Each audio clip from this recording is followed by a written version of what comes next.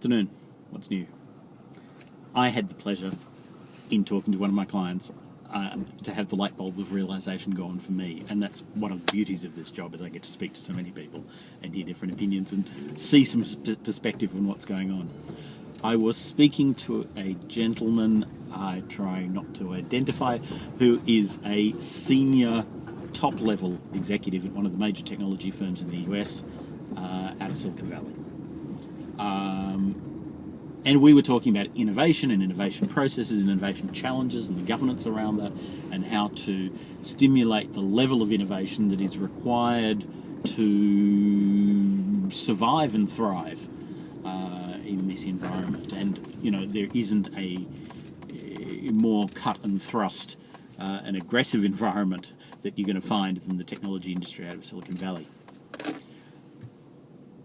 He was stating, and from his point of view,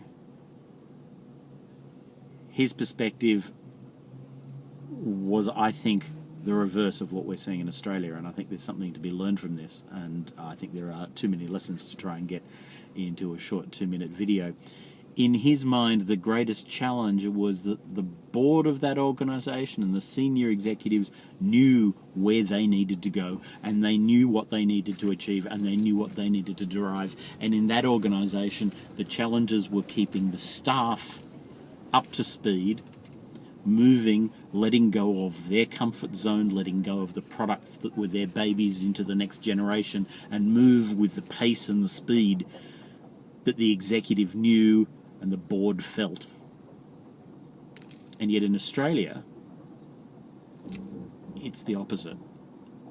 We see this frustrations are coming not from the executive trying to drive reticent staff to a speed that they aspire to, but the impetus for change is coming from the staff, from a frustration and a lack of change, from a vision within the people on the ground and up through the layers of practical operation that know they can do better, and feel that it is their senior executive and their boards who are detached from the reality and not letting them move ahead.